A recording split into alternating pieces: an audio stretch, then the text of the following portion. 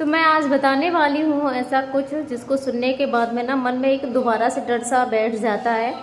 वैसे तो बहुत इम्प्रूवमेंट है, आप सबने देखा है, मैं आपके लिए हर चीज़ दिखाती हूँ क्योंकि कुछ भी ऐसे मुझे अच्छा लगता है ना, मुझे भी ऐसे मन में बहुत ज़्यादा खुशी होती है। तो मुझे लगता है कि मैं सभी के लिए जल्दी से दिखाऊँ इस चीज़ को लिए, सभी को बताऊँ कि ये देखो आज इन्होंने ऐसा किया है। जैसे छोटी छोटी चीज़ों को भी नोट करना, और मैं हर चीज़ आप सबके लिए, वैसे भी छोटी छोटी जो भी अपडेट होती है मैं आप सबके लिए देती ही हूँ।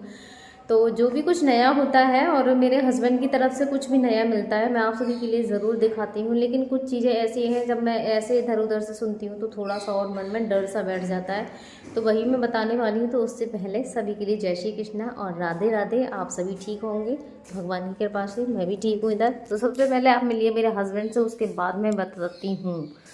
दूसरा ये है कि एक प्रॉब्लम और भी है, रात 9 बजे लाइट चली गई थी, उसके बाद से मेरे घर पे लाइट नहीं आई है। तो घर में हो रहा है अंधेरा बहुत ही ज़्यादा, और सारा काम ही मैंने अंधेरे में किया है। बच्चे भी मेरे स्कूल जा चुके हैं अंधेरे में ही, और फ़ोन भी मैं ज़्यादा यूज़ नहीं कर रही हूँ क्योंकि इसमें बैटरी बहुत कम है। मुझे ऐसा लग रहा है पता नहीं ब्लॉग भी मेरे पढ़ पाएगा भी या नहीं पढ़ पाएगा, तो सबके घर लगा के आऊँगी इसको, क्योंकि मेरा इन्वर्टर चार्ज नहीं हो पाता है लाइट की कमी की वजह से। इधर देखिए मेरे हीरो हैं गुस्से में बहुत ज़्यादा। क्या हुआ है, इतना गुस्सा किस लिए आ रहा है, ये किस लिए? मैं बताती हूँ इनके गुस्से का रीज़न। क्योंकि इनका कैप दिख रहा होगा आज लगा हुआ, कारण है दोनों हाथ बंधे हुए हैं इनके, और ये कैप नहीं उतार पा रहे हैं अपना। इनके दोनों हाथ मैंने बांध रखे हैं, ये देखो, ये देखो, ये वाला भी इधर से बंधा हुआ है और वो वाला भी बंधा हुआ है। तो ये कैप नहीं उतार पा रहे हैं, इसलिए इनको आ रहा है बहुत ही ज़्यादा गुस्सा। तो पहले खिड़की खोलूँ क्योंकि इस कमरे में अभी अंधेरा सही हो रहा है। मैंने थोड़ी सी खोली क्योंकि ठंड इतनी ज़्यादा है, इसमें से भी आती है, ये सड़क के सहारे ही तो रूम है, तो इसमें भी थोड़ी सी फिर ठंड आती है घुस घुस के। कल तो कोहरा था बहुत ही ज़्यादा, तो इस वजह से ये तो मजबूरी में मुझे खोलना पड़ रहा है क्योंकि ये अंधेरे में बहुत ज़्यादा परेशान हो जाते हैं। तो मेरी ना ऐसे ही दीदी से बात हुई थी, देखो मुझे गिरा दिया इन्होंने, गुस्से में है आज, बैठने भी न दे रहे मुझे। उठ रही हूँ, मैं उठ रही हूँ, तो यहाँ आ जाऊँ मैं, ये गुस्से में है ही है।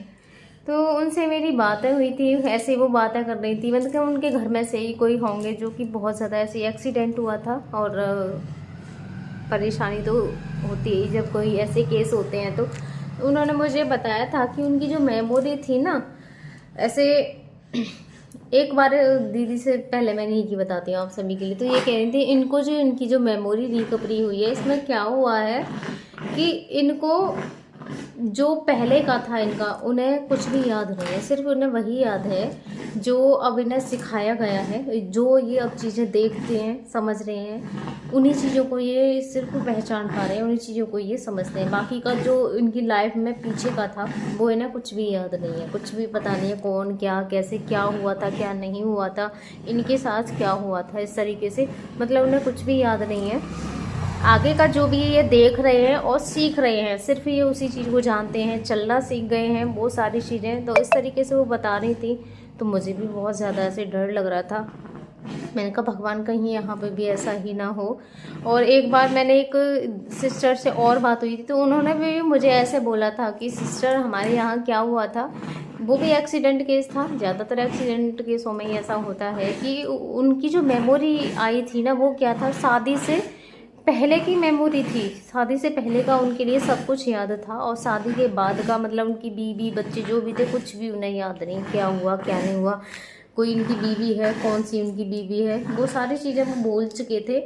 बाकी का बस शादी से पहले का उनके मम्मी पापा बहन भाई जो था, मतलब शादी से पहले वो सारी चीज़ें उनके लिए याद थी। तो ये जब मैं सुनती हूँ ना तो मुझे भी बहुत ज़्यादा डर लगता है। मैंने कि भगवान ऐसा मत करना। दोनों ही स्थितियाँ मेरे लिए तो ख़राब हैं, माना कि एक तो कुछ याद ही नहीं है, जो भी नया सीख रहे हैं वो भी, दूसरा कि शादी से पहले का याद है। मैंने कहा सब कुछ भूल जाए लेकिन मुझे ना भूलें बस।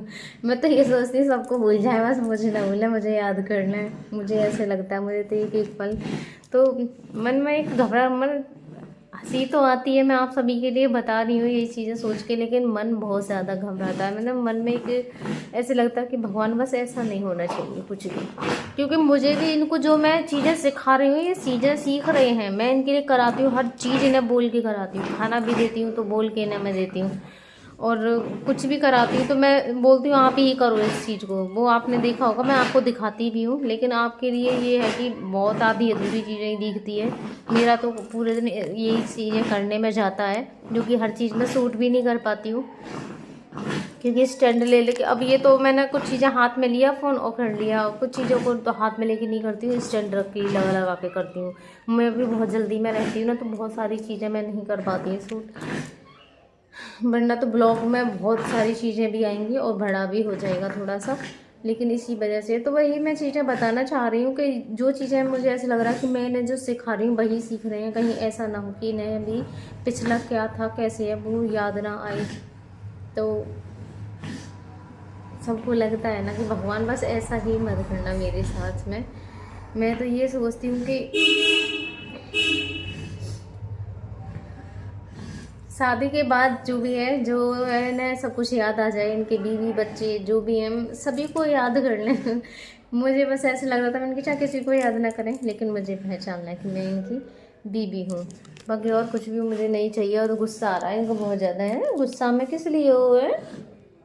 कह दो ना मैं तुझे ना भूलूंगा, तू चिंता मत कर, भूल जाओगे आप मुझे। आपको पता नहीं है मैं कौन हूँ? जानते हो आप मुझे? टोपा नहीं उतार पा रहे, इसलिए गुस्सा आ रही है मेरे हीरो है।